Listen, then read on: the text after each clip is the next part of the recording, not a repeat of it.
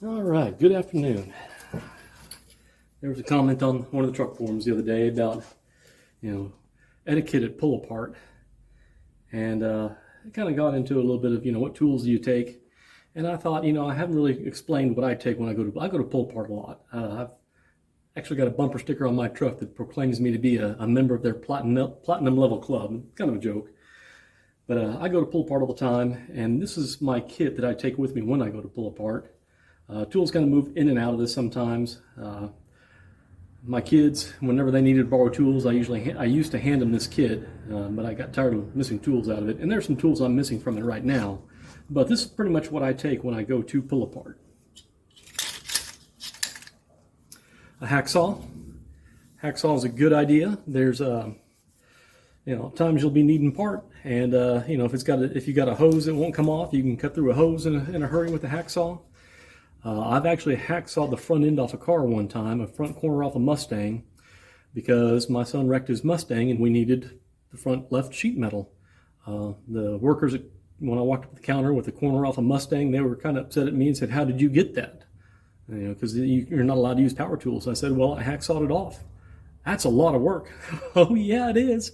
But I needed the front corner off a car. Hacksawed it with this very hacksaw. There are times when you'll need to cut something that's got a blind hole, and there's saws like this, and this was in my toolbox until just a few minutes ago.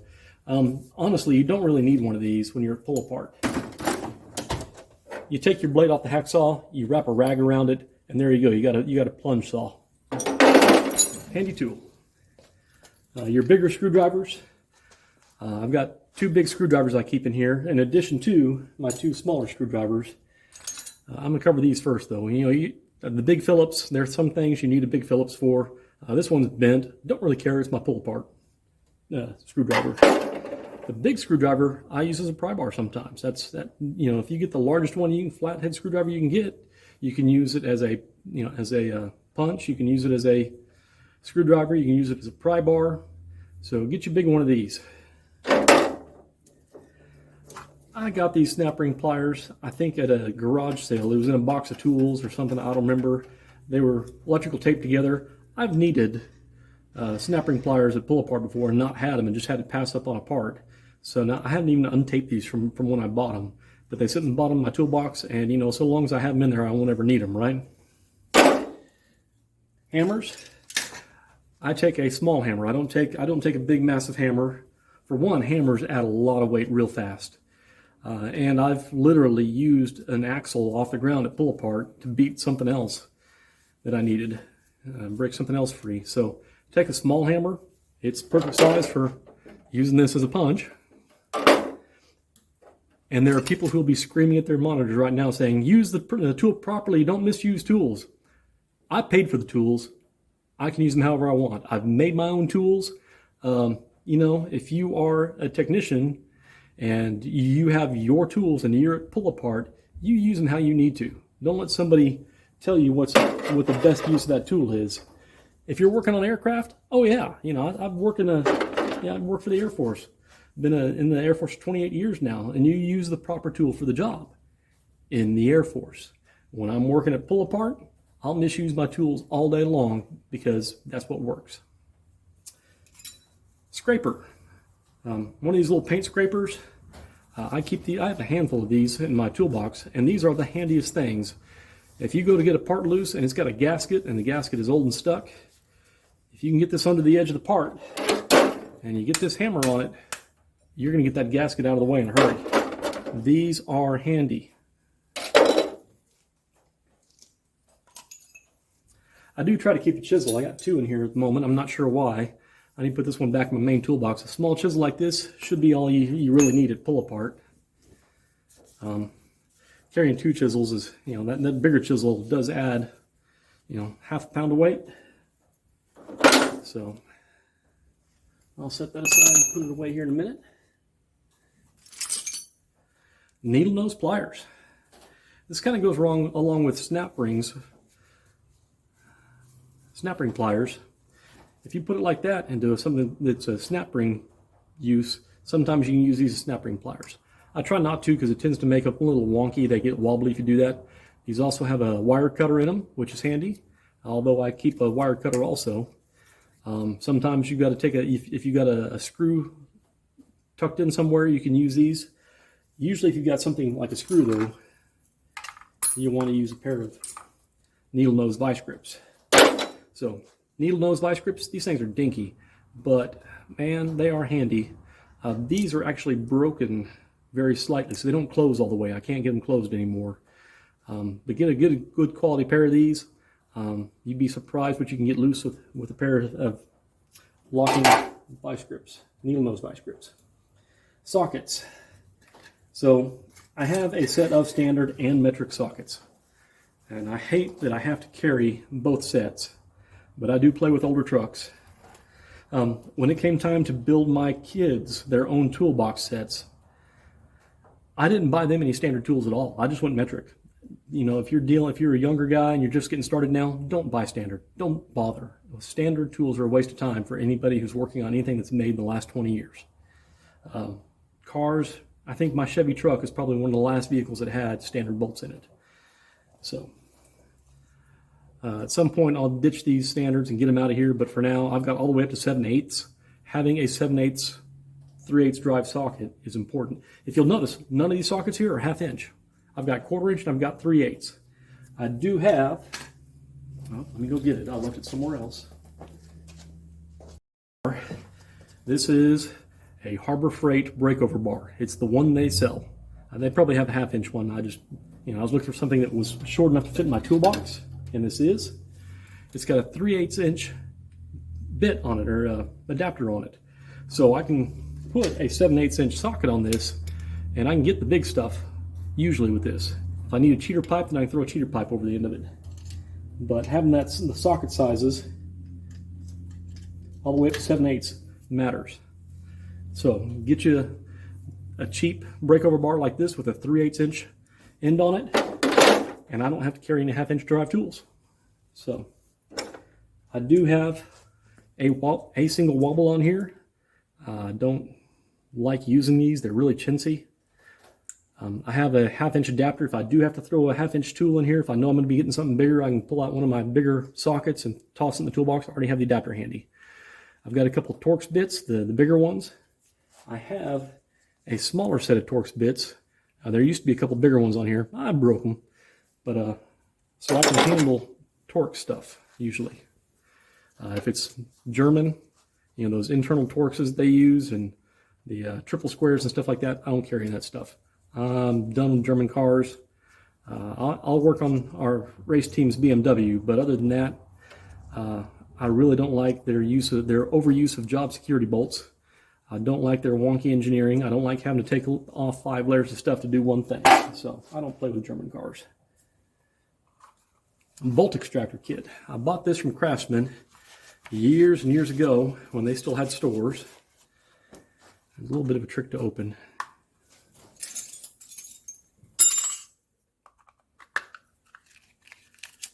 I don't know why I keep the instructions. But these are real simple screw extractors. They're not the greatest, but they work in a pinch. You put a lot of downward pressure on them and they will extract a bolt sometimes. They're kind of a last resort thing, but they're in my toolbox and they have saved me a few times. Sometimes I keep a spark plug socket in here. I'm not sure why I have it in there right now. I don't typically need spark plug sockets. And this fell out of here. Get that back in there. I keep a razor blade in my toolbox. This one's about wore out. It's kind of dull, but if you need one, if you got to scrape a gasket real fast, if you've got to cut through some fabric, razor blade works. I've got a pair of cheap wire cutters and wire strippers. I don't normally need this at the junkyard, but it's got nippers on the end. If I do have to wire it, if I have to take a battery and wire something up, I can strip wires real quick with this. So I do have these, and also I do use this toolbox for stuff other than just pull apart runs. So that's probably the biggest reason why I have this in here, is in case I have to go do something else. If I have a neighbor that calls me and says, "Hey, can you come over and help?" I'm there. A knife, just a simple table knife, something with a big wide surface, kind of thin blade. It's a pry bar, it's a flathead screwdriver, it's a gasket separator. It's not a bad tool to have. I have a full set of picks. You know that cheap pick set you can get at Harbor Freight? These are actually some other brand. They're not Harbor Freight, but they've got the exact same picks in them. This is my original pick set that I bought from a big toolbox set. And whenever oh yeah, these are Mac tools. But whenever they wore out, whenever I started breaking them, I put them in here. If you notice, one of these used to have a 90-degree bend. It no longer does. So these have been used hard, and I use them all the time to pull apart. If I've got to get a connector loose, some of the connectors have that little little piece in there you got to pick aside to get undone. That's what I use these for.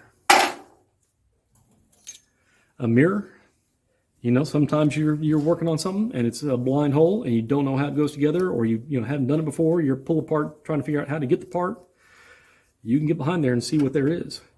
I have a supercharger off of a Jaguar XJR. It was in pull apart, had the supercharger on it. It's a Eaton M92. I had bolts I couldn't get to, I couldn't see. Used the mirror, found them. Supercharger sitting over there in the corner of my shop right now. Someday it's going to end up on my rotary engine. 3/8 drive ratchet. That's simple, straightforward. This is the Pittsburgh brand from Harbor Freight. They're cheap and they work good. They have a lot of teeth on them. I don't have any problems with using these ratchets. I like them. I'll keep using them. Pocket screwdriver. I used to have a bunch of little pocket screwdrivers. This one's actually a little bulkier than most of them. And the tip is not the best, but you know, if you need a pocket screwdriver, and you always need a pocket screwdriver, I wish people would give these away as freebies more like they used to. Vice grips. Vice grips, vice grips, vice grips. Yeah, slightly larger size. I could probably do without that one since I have the little ones. Like I said, I have diagonal cutters in here. Handy. Whether you got to cut through hose or you got to cut through wire. I really, really love these for pull apart. This is Harbor Freight's cheapo double-ended screwdrivers. It's got a tip in here that's either, you know, Phillips or standard, depending on what you need. The tip is really good. It's got a good grip on it. I haven't had too many problems. This is actually one of my go-to screwdrivers if I got a bolt that's kind of sticky and not wanting to come out, or a screw that's not wanting to come out. I use these. They grip better than most of them. I like them. And they make it in a shorty and a long. I have one of each, and that's... They're a lightweight screwdriver. They're not very heavy, so for the weight of one normal screwdriver, I have 4 screwdrivers. The one thing to watch for is this collar here does pop off from time to time. There's one little BB that holds everything together. If that pops off, look for that BB, get it back in there. You can get these. This one here has fallen apart a couple times, and it's still together, still working. Regular set of pliers. I have a set of Cobra Grip pliers, the Nipex pliers that I showed the other day. I don't like taking expensive tools, but those Nipex pliers are very useful at pull apart. They'll go back in here before I go to pull apart again.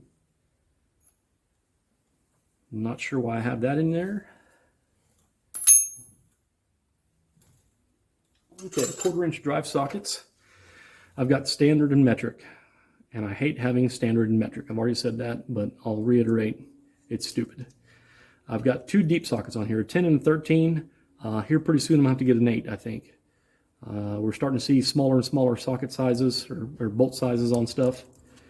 A little wobble there, it just fell off. I just put it back on, but yeah, I'm going to have to add an 8mm socket to this.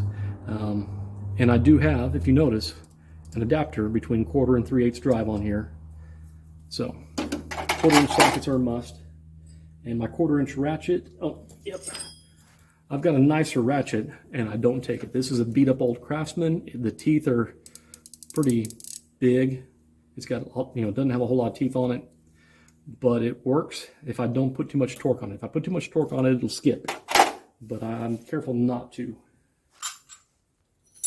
Oh, another razor blade. I will probably keep that one out for now. I've got a cheap 1/4-inch drive socket. You can see this thing rusted at one point in its life, and it still works like a champ. I use this all the time.